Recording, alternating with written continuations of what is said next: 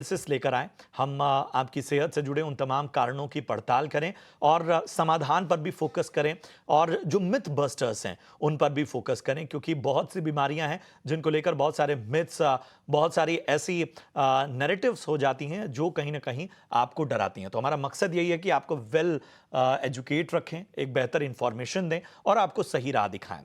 आज ऐसे ही एक विषय पर बात करेंगे और ये है अस्थमा। जी हाँ, जिस तरह से लगातार इसका दायरा बढ़ रहा है, उसकी ओर तमाम मेडिकल रिपोर्ट्स इशारा कर रही हैं। एक रिपोर्ट जो है वो अस्थमा पर आई और उस रिपोर्ट ने थोड़ी-सी चिंता बढ़ा दी है और ये कहती है कि 35 मिलियन लोग भारत में जो हैं वो अस्थमा से पीड़ित हैं और बहुत सारे केसेस में ये कहीं न कहीं उनकी ज़िंदगी पर भारी पड़ रहा है, उनके जीवन जीने में एक बहुत बड़ा बाधा बन चुका है। उनको सही तरीके से जीवन को आगे ले जाने में एक चुनौती बन चुका है अस्थमा। आज इसी विषय पर बात करेंगे और तमाम आंकड़े भी आपके सामने रखेंगे। मुझे बड़ी खुशी हो रही है, आज हमारे साथ मेहमानों का एक बड़ा पैनल मौजूद है। हमारे साथ डॉक्टर आशीष जैन साहब जुड़ चुके हैं, जो कि director and head respiratory medicine max smart super speciality hospital Saket से हैं। Doctor Jain, thank you so much अपना कीमती समय देने के लिए। डॉक्टर निखिल मोदी हैं, senior consultant respiratory critical care और sleep medicine Indraprastha Apollo hospital से। डॉक्टर मोदी, आपका भी बहुत बहुत वेलकम। और हमारे साथ जानी मानी योग टीचर और न्यूट्रिशनिस्ट जूही कपूर जी भी इस कार्यक्रम में शामिल हो रही हैं। जूही, आपका भी बहुत बहुत स्वागत। तो चर्चा की शुरुआत डॉक्टर आशीष मैं आपसे ही करूंगा। इस आंकड़ों से जब हम गुजरते हैं तो एक चिंता बढ़ाता है। वैसे दुनिया में हम एक चीज देख रहे हैं कि जिस तरह से दुनिया बदल रही है, जिस तरह से हम टेक्नोलॉजी और बाकी चीजों में अपग्रेड हो रहे हैं, बीमारियां भी उसी तरह से अपग्रेड हो रही हैं और उनकी रोकथाम जो है वो आसान भी हुई है, चैलेंजिंग भी हुई है। अस्थमा को कैसे देखते हैं आप और फिलहाल स्थितियां किस तरह की हैं? आप किस तरह से मरीजों से रोजाना दो चार होते हैं? देखिए ऐसा है सबसे पहले तो बहुत-बहुत धन्यवाद आपका। आपने इस चैनल पे बुलाया और एक बहुत ही महत्वपूर्ण विषय है ब्रोंकियल अस्थमा, जिसे कि आजकल हम देख रहे हैं और हम ये देख रहे हैं कि प्रदूषण के कारण और दूसरी दीगर समस्याओं के कारण ये अस्थमा जो है बढ़ता जा रहा है। और आज आप इस विषय पर एक कार्यक्रम रख रहे हैं, निश्चित तौर पे हमारी जो परिचर्चा है उससे हमारे मरीजों को भी लाभ होगा और जागरूकता भी बढ़ेगी, जो इसका एक बहुत महत्वपूर्ण कारण है। अच्छा, as regards to bronchial asthma, जो हम राइज़ इन दी जो आपने रिपोर्ट बताई उसमें जो इंसिडेंस का जो इतना बढ़ाव हुआ है, उसका 2 प्रमुख कारण हैं। एक तो ये है कि हमारी लाइफ़स्टाइल इस तरीके से हो गई है, सिगरेट स्मोकिंग, हुक्का स्मोकिंग और तमाम एडल्टरेटेड फूड्स, पेस्टिसाइड्स वाले फूड्स, और ये सारी चीज़ों का सेवन बहुत ज़्यादा बढ़ गया है, जिसके कारण कि ऐसी बीमारियाँ काफ़ी ज़्यादा हो रही हैं। उसके ऊपर से प्रदूषण का भी बहुत गहरा प्रभाव है, जिसके कारण कि ये बीमारियाँ लगातार बढ़ती जा रही हैं। तो ये तो हो गया एक कारण। दूसरी चीज़ ये है कि अस्थमा को लेके जो जागरूकता है वो अब धीरे-धीरे करके बढ़ती जा रही है और निश्चित तौर पे आप जैसे न्यूज़ चैनल्स जो इस तरह के प्रोग्राम करते हैं, उनका भी एक बहुत बड़ा उसमें योगदान है। बट जैसे-जैसे ये पेशेंट्स में और डॉक्टर्स में अस्थमा की पहचान होती जा रही है, तो उनकी डायग्नोसिस भी इम्प्रूव होती जा रही हैं। जो हमारे पास डायग्नोस्टिक टेस्ट्स हैं, जो आज से 20 साल पहले थे, 25 साल पहले थे और जो आज के टेस्ट हैं, इनमें भी एक ज़मीन और आसमान का अंतर होता जा रहा है, उसमें भी अपग्रेडेशन होता जा रहा है। They are also become more sensitive test, so we are picking up more asthma. जितना सोसाइटी में पहले प्रेवलेंट था, उ उससे ज़्यादा हम उसको उठा पा रहे हैं और निश्चित तौर पे वो बढ़ तो रही है because of the smoking and pollution and other things. ये बात आपने कही है कि तमाम चीज़ें जो हैं वो कहीं न कहीं इसको एक ट्रिगर कर रही हैं। अब केवल जिस तरह से प्रदूषण या बाकी चीज़ों को लें, आमतौर पर ये माना जाता था डॉक्टर मोदी कि जो लोग स्मोकिंग नहीं करते हैं या जिनके लंग्स स्ट्रांग हैं, बाकी चीज़ें हैं, जिनकी इम्यूनिटी बेहतर है, उनको अस्थमा नहीं पकड़ेगा। लेकिन एक जो ट्रेंड और देखा गया है कि कोई व्यक्ति है, ख़ास तौर पे बच्चों में हमने देखा है कि वो स्मोकिंग मतलब बच्चों तक का स्मोकिंग या बाकी चीज़ों का असर जो है वो बहुत कम उम्र में पड़ जा रहा है या वातावरण का बड़ा जल्दी असर पड़ जा रहा है या लंबे समय तक अगर कोई उन्हें सांस से संबंधी रेस्पिरेटरी डिजीजेज अगर रह रही हैं तो वो कहीं ना कहीं इस ओर ले जा रही हैं। तो हमें ज़रा बताइए कि इनिशियल फेज में अगर बच्चे को किसी तरह की सांस संबंधी तकलीफ या अस्थमा के सिम्टम्स या बच्चा ज़्यादा एलर्जिक हो जा रहा है, तो हमें किन किन चीज़ों की ओर फोकस करना होगा ताकि वक्त रहते ही जब वो बड़ा हो तो उससे पहले उसे बेहतर तरीके से उसकी रोकथाम हो सके? देखिए दीपक, जैसे अभी डॉक्टर आशीष ने भी बहुत क्लियरली आपको बताया था कि जैसे जागरूकता बढ़ रही है, लोगों की नॉलेज बढ़ रही है, टेस्ट ज़्यादा हो रहे हैं, तो उस वजह से हम आइडेंटिफ़ाई जल्दी कर पा रहे हैं। एक्चुअली अगर हम अस्थमा की बात करें तो वो एक एलर्जिक प्रॉब्लम है, जो in fact most of the time young age में ही शुरू होती है, बचपन से ही शुरू होती है एलर्जी। और पहले वो लोग उसको इग्नोर करते थे, पकड़ते नहीं थे, इसलिए पता नहीं लगता था। बट अब जो है उसको सिम्प्टोमैटिक ज़्यादा खराब करने में जो एनवायरमेंटल पॉल्यूशन जिसकी बात मैं करूँ, उसका एक बहुत इम्पोर्टेंट रोल आ जाता है। तो जो बहुत माइल्ड एलर्जी वाले भी केसेज़ होते थे ना, जिनको थोड़ा बहुत मौसम बदलने में ज़ुकाम, खाँसी थोड़ा बहुत होता था एक टाइम पे, अब वो पॉल्यूशन की वज़ह से उनकी प्रॉब्लम्स इतनी ज़्यादा होने लग गई है। और बच्चों में ये प्रॉब्लमैटिक इसलिए होता है कि बच्चों के जो लंग्स होते हैं, अभी डेवलपिंग स्टेज में होते हैं। आपकी उसी टाइम पे जब एक्सपोज़र आ जाता है इन चीज़ों का, तो वो डेवलपमेंट भी कहीं न कहीं डैमेज ज़्यादा होता है उस टाइम पे। तो उस वजह से बच्चों में ये प्रॉब्लम ज़्यादा देखी गई। इनफैक्ट एक बारी एक डेटा भी हमने देखा था कि हम स्कूल गोइंग चिल्ड्रन की बात करें तो हमने कहीं पर वहाँ पे कैंप्स लगवा के स्पायरोमेट्री टेस्ट और ये भी किया था, तो हमने देखा कि उन बच्चों में ऑलरेडी लंग कैपेसिटीज़ थोड़ी कम होने लग गई है।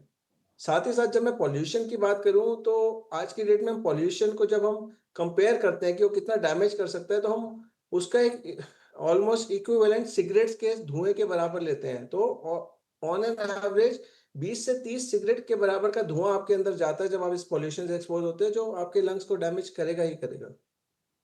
अहम बात आपने कही और शायद जाने अनजाने हम ये नहीं ध्यान दे पाते कि किस तरह से हम अपने बच्चों को भी एक खराब एनवायरनमेंट दे रहे हैं। मतलब पैसिव स्मोकिंग एक बहुत बड़ा रीज़न रहा है और शायद तमाम डेटा इसको सजेस्ट करते हैं। तमाम मेडिकल रिपोर्ट से जब मैं गुजर रहा था उसमें एक बहुत बड़ा जो कारण था वो यही था कि अगर परिवार में कोई स्मोकिंग कर रहा है तो बहुत ज़्यादा चांसेस हैं कि बच्चे को इस तरह की तकलीफ, सांस से संबंधी जो शिकायतें वो बहुत ही अर्ली एज में शुरू हो जाएं।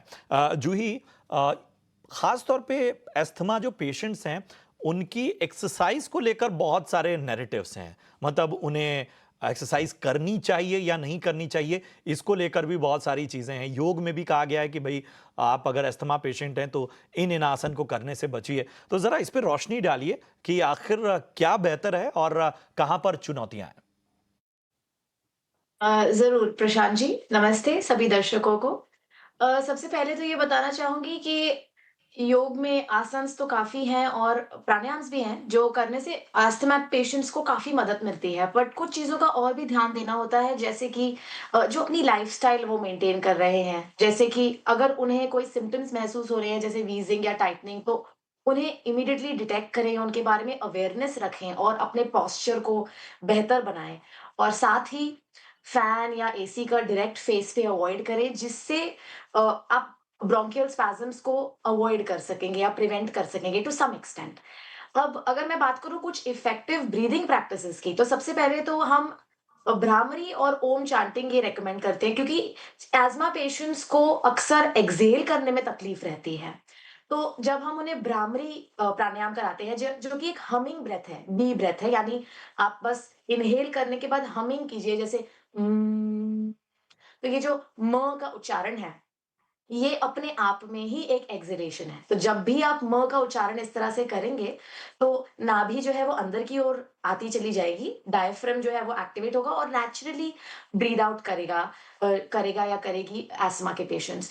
उसी तरह ओम चैंटिंग भी सिमिलर ही इफेक्ट लाती है। जब भी ओम का लंबा उच्चारण किया जाएगा, तो एक्सहेलेशन में मदद मिलेगी। तो ये दोनों चीज़ें अस्थमा पेशेंट्स के लिए इफेक्टिव हैं। इसके अलावा हम रेचक प्राणायाम पर भी काफ़ी मानते हैं कि इससे बेनिफिट होता है, यानी इन्हेलेशन और एक्सहेलेशन का जो रेशियो है वो 1:2 रहे। जब हम रेचक प्राणायाम करें, यानी अगर हम 4 काउंट्स के लिए इन्हेल कर रहे हैं, तो 8 काउंट्स के लिए एक्सहेल करने की कोशिश करें। तो ये अगेन 1:2 के रेशियो में अगर आप रेचक प्राणायाम, ये ब्रीथिंग प्रैक्टिस कर रहे हैं, तो अगेन बेनिफिशियल रहेगा। अगर आसन्स की बात करूँ, तो जो भी चेस्ट ओपनिंग आसन्स हैं, जैसे भुजंगासन, धनुरासन या मार्जरी आसन, तितली आसन, इनसे लंग्स और चेस्ट ओपन अप होंगी और साथ ही जो रेस्पिरेटरी कैविटी है, जिसमें हमारी 3 मेन ब्रीथिंग मसल्स हैं, डायफ्राम, इंटरकॉस्टल और क्लैविकुलर, उनको थोड़ा-सा सपोर्ट मिलेगा बेहतर ब्रीथिंग करने के लिए। बिल्कुल, और ये तमाम चीज़ें जो हैं वो बहुत आवश्यक हैं। इनमें से कोई चीज़ आपसे मिस हो जा रही है तो परेशान मत होइएगा। ये पूरा का पूरा शो हम डिजिटल प्लेटफ़ॉर्म्स ख़ास तौर पे यूट्यूब पे भी डालेंगे। तो कोई चीज़ आपको लग रहा है, कोई इन्फॉर्मेशन आपको ये शो देखते वक़्त मिस हो रही है, तो आप रिविज़िट कर सकते हैं। डॉक्टर जैन, इन्हेलर पर आते हैं। मतलब इन्हेलर को लेकर बहुत सारी गलतफ़हमियाँ हैं, और इन्हेलर को लेके मतलब मैंने एक कॉमन देखा है, मतलब अपने आस-पास भी देखा है, अपने समाज में भी देखा है कि लोग जब कोई पेशेंट इन्हेलर से उसको आराम मिल रहा है, तो उसको बार-बार ये कहते हैं कि अरे ज़्यादा मत लो, आदत पड़ जाएगी।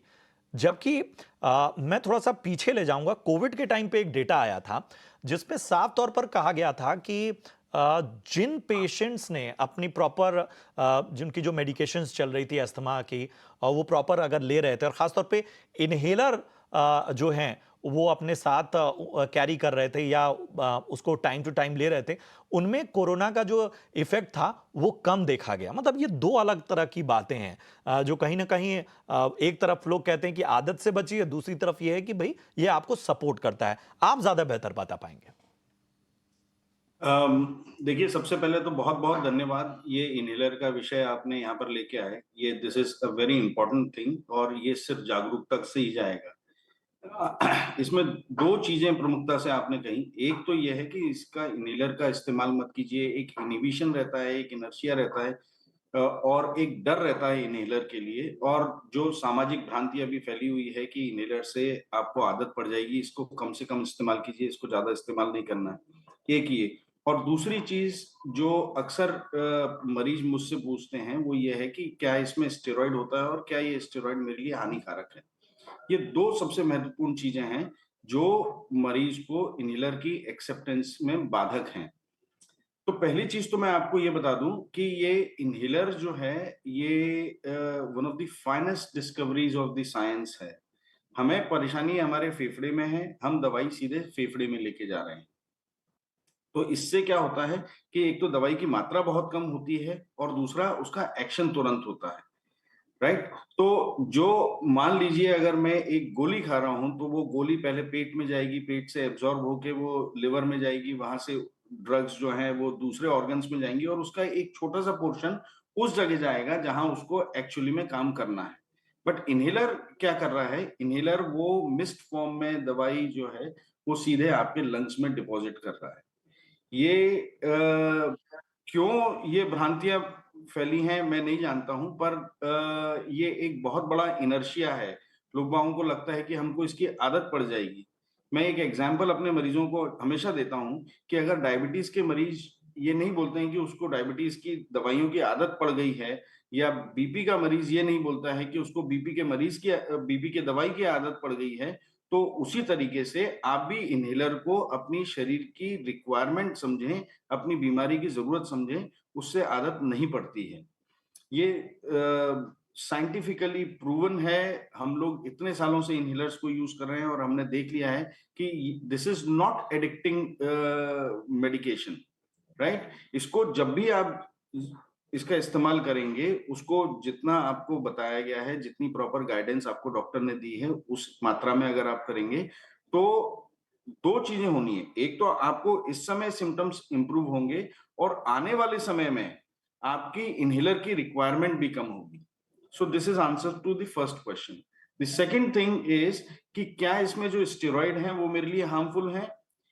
आप मान के चलिए फॉर ऑल प्रैक्टिकल पर्पसेस नहीं, ये हार्मफुल नहीं है, ये काफ़ी सेफ हैं, कोई दिक्कत नहीं है।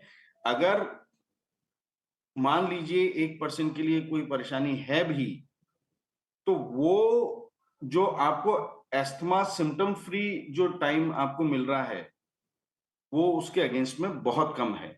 फॉर एग्ज़ाम्पल अगर हम बच्चों के लिए कुछ लोग बोलते हैं growth retardation and other things because of the steroids, ये अगर हम देखें, तो हम ये देखेंगे कि अगर उनका अस्थमा बना हुआ है, तो वो बच्चा बाहर खेलने नहीं जाएगा, राइट? वो खेलने नहीं जाएगा, वो फिज़िकल एक्टिविटी नहीं करेगा, जो उसका मेंटल, सोशल, फिज़िकल डेवलपमेंट जो होना है, वो प्रॉपरली नहीं हो पाएगा। तो वो ज़्यादा खतरनाक है या ये 1% risk of growth retardation with the inhaler steroids, ये ज़्यादा खतरनाक है। आप ही के बहुत माध्यम से मैं एक बहुत ही महत्वपूर्ण चीज़ और बताना चाहूँगा, वो ये है कि जब भी हम इन्हेलर लेते हैं और ख़ास तौर पे स्टेरॉइड इन्हेलर लेते हैं, तो उसके बाद पानी का कुल्ला करना ना भूलें। पानी के गरारे करें, जिससे कि ओरल डिपोज़िशन जितना भी हुआ है, जो भी मुँह के अंदर जितनी भी दवाई जमा हुई है, वो धुल जाए। तो एक जो महत्वपूर्ण इरिटेशन और फंगल इन्फेक्शन और होर्सनेस ऑफ वॉइस का जो कॉम्प्लिकेशन है, हम उसको भी दूर कर देते हैं। अगर आप पानी के गरारे करते हैं, तो मान के चलिए inhalers are very safe, they are not addicting at all. ज़रूरी था, मतलब ये इसको लेके इतने सवाल थे और इतना ज़्यादा इसको लेकर मतलब शायद हर दूसरा व्यक्ति टोक देता है आमतौर पर अगर कोई इन्हेलर लेता है, चाहे आप अपने परिवार में देख लें, चाहे आप अपने समाज में देख लें।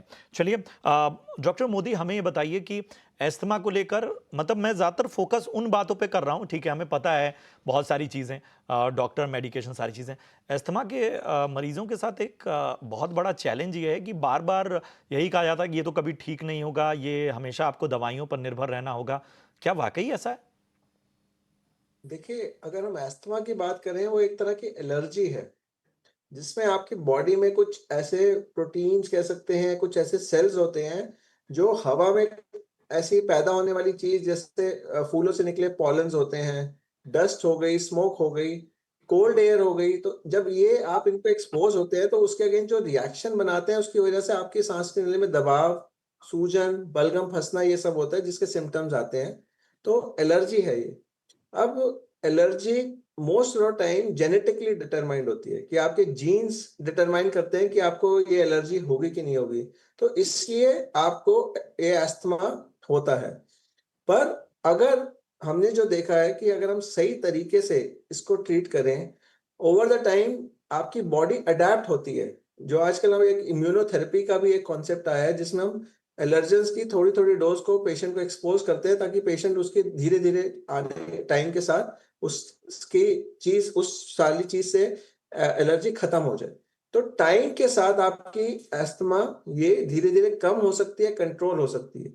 किसमें कितनी कंट्रोल होगी, किसमें कितनी लंबी चलेगी, कोई नहीं बता सकता। पर आज मैं ये कहना चाहूँगा अगर आप टाइम से ट्रीटमेंट नहीं ले रहे, सही से इन्हेलर और उसको फ़ॉलो नहीं कर रहे, तो जो बार-बार सीवियर अटैक्स आते हैं अस्थमा के, उसको कंट्रोल करना ज़्यादा मुश्किल हो जाता है। तो अगर आप इसको सही से दवाई को ले रहे हैं, सही से रेगुलर फ़ॉलो-अप कर रहे हैं, तो हम एक तरीके से धीरे-धीरे दवाई कम करके आपकी हो सकता है आने वाले टाइम में खत्म हो जाए। और अगर वो रह भी जाती है तो इतनी कम प्रॉब्लमैटिक रहेगी कि हम उसको आराम से हल्की-फुल्की मेडिसिन्स के साथ आपको लाइफ़ लॉन्ग कंट्रोल में रख सकते हैं। आप जो बात कर रहे हैं मुझे तो लगता है कि सांस से संबंधित जो दिक्कतें हैं या परेशानियां हैं वो तो मतलब मुझे लगता है हर किसी को थोड़ी या कम होंगी, लेकिन होंगी खासतौर पे दिल्ली एनसीआर में जिस तरह की स्थितियां अभी सर्दियों में होंगी उसमें तो हर आदमी इसी से परेशान है। जूही हमें ज़रा खान पान के उसमें बताइए, मतलब बड़ा टोका टाकी होती है अस्थमा के मरीजों को कि भाई आप तुम दही मत खाओ, तुम ये मत खाओ, तुम ठंडी चीज़ें मत खाओ। ज़रा बताइए कि कौन-कौन सी चीज़ें हम ले सकते हैं और कौन-कौन सी चीज़ों से दूर रहना चाहिए?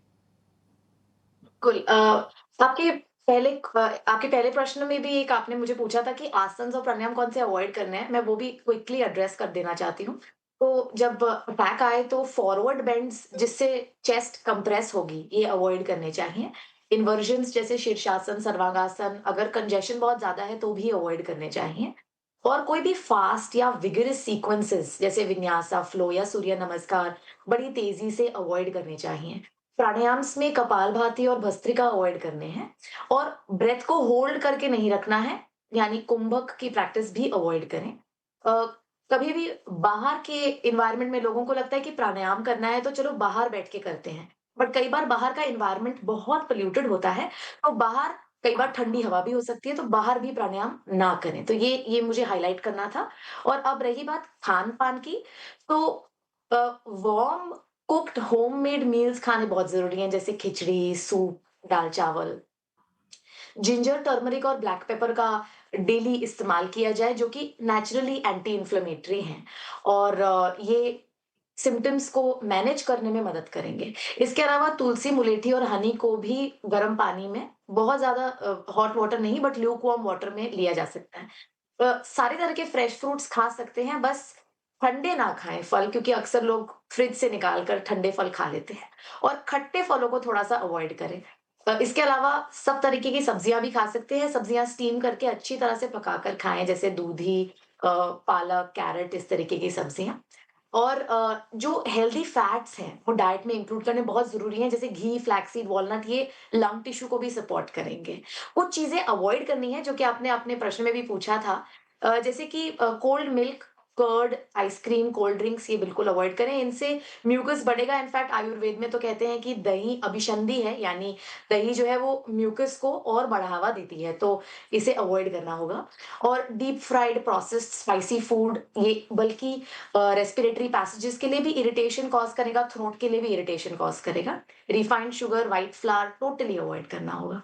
तो यही है कुछ इंपॉर्टेंट चीज़ें खान-पान में। जी, जी। जूही, एक छोटा-सा इसी सवाल है कि मिलेट्स में कोई प्रतिबंध तो नहीं है? मिलेट्स तो ले सकते हैं?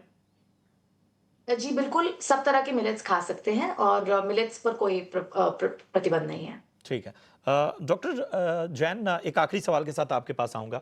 हमें ज़रा बताइए कि मौसम बदलने पे क्यों ज़्यादा ट्रिगर हो रहा है? मतलब ख़ास तौर पे हमने देखा है कि मौसम बदल रहा है या हम देखते हैं कि बहुत वक़्त तक कोल्ड टेम्परेचर में है, एसी ख़ास तौर पे एसी एक्सपोज़र में भी आजकल बहुत ट्रिगर हो रहा है। जी। देखिए ऐसा है कि एस्थमा जो है जैसे डॉक्टर निखिल ने भी बताया it is because of the exposure to the allergen. ऐसी चीज ऐसी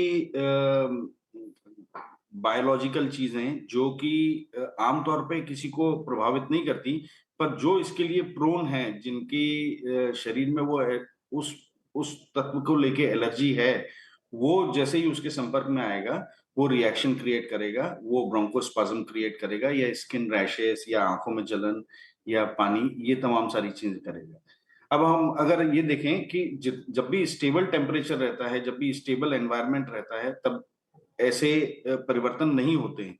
जब भी मौसम में परिवर्तन होगा, जैसे सर्दी से गर्मी में जाएँगे, गर्मी से बारिश में जाएँगे, बारिश से सर्दी में आएँगे, इस दौरान प्रकृति में भी बहुत परिवर्तन होते हैं, नई कोपलें खिलती हैं, नए फूल आते हैं, आम पे बौर लगता है और तमाम सारी चीज़ें होती हैं। एक तो ये तो उसके कारण ये सारे एनवायरमेंटल फैक्टर्स रहते हैं जिसके कारण हमें अस्थमा ज़्यादा मिलता है। नंबर 2 इज़ जो कोल्ड सीज़न होता है, जैसे ही कोल्ड एनवायरनमेंट में आता है, उस समय हमारा जो रेस्पिरेटरी म्यूकोज़ा है, वो भी ड्राई हो जाता है, जिसके कारण कि उसमें भी अगर मैं लेमैन की लैंग्वेज में कहूँ तो उसमें भी क्रैक्स आ जाते हैं, जिससे कि ये it becomes more prone to viral and the bacterial infection. ठीक है? तीसरी जो चीज़ है, इसमें महत्वपूर्ण ये है कि जब भी चेंज ऑफ वेदर होता है, तो body takes a little while to adjust to the temperature. आप एसी से गए, एसी से बाहर गए, तो उसके कारण भी ये प्रॉब्लम आ जाती है। और चौथी जो सबसे महत्वपूर्ण चीज़ है कि जब भी ये मौसम बदलता है, तब ये वायरल इन्फेक्शंस भी बहुत पीक करते हैं, उसी मौसम में पीक करते हैं। खासतौर पे ऑनसेट ऑफ विंटर्स में ज़्यादा पीक करते हैं। तो इसलिए भी थोड़ा-सा भी अगर वायरल इन्फेक्शन हो गया है किसी को, तो जो अस्थमा के लिए प्रोन हैं पेशेंट्स, उनमें अस्थमा काफ़ी हद तक डेवलप हो जाएगा और अस्थमा के सिम्पटम्स आ जाएँगे। तो ये 3-4 प्रमुखतः कारण हैं, जिसके कारण कि बदलते हुए मौसम में हमें अस्थमा ज़्यादा देखने को मिलता है। चलिए, बड़ी अच्छी चर्चा रही और मुझे लगता है कि हमने सारे पहलुओं को लिया है और सारे चीज़ों पर चर्चा की है। उम्मीद यही करते हैं कि इस चर्चा और इस जानकारी का फ़ायदा लोगों को हो। और देखिए, कोई भी बीमारी जो ना आपके जो इच्छा शक्ति है आपके मन से बड़ी नहीं है। मतलब आप उसको अपने ऊपर हावी अगर होने देंगे या उसको एक बीमारी की तरह मान लेंगे, तो शायद आपकी इम्यूनिटी और बाकी सभी चीज़ों पर असर पड़ेगा। और मैं शायद सोसाइटी से भी ये कहूँगा कि अगर परिवार में किसी को अस्थमा है या किसी को किसी भी तरह की भी तकलीफ है, तो शायद आपको ना उसको उससे निकालने के लिए ज़्यादा सोचना होगा, ना कि उसे एक दबाव की तरह, एक बोझ की तरह, एक परेशानी की तरह लेना होगा। Thank you so much doctor Jain, doctor Modi और इसके साथ ही जूही, आप सभी का बहुत बहुत शुक्रिया। उम्मीद करते हैं कि हमारी इस चर्चा चर्चा से और ज़्यादा अवेयरनेस आए। थैंक यू सो मच अपना कीमती समय देने के लिए। इस तरह की आगे भी चर्चाओं में हम आपका कीमती समय लेते रहेंगे। फिलहाल आज सेहत की बात में इतना ही। उम्मीद करते हैं कि आपको चर्चा पसंद आई हो। हमें और हमारी पूरी टीम को दीजिए इजाजत। आप देखते रहिए ईटी नाउ स्वदेश। नमस्कार।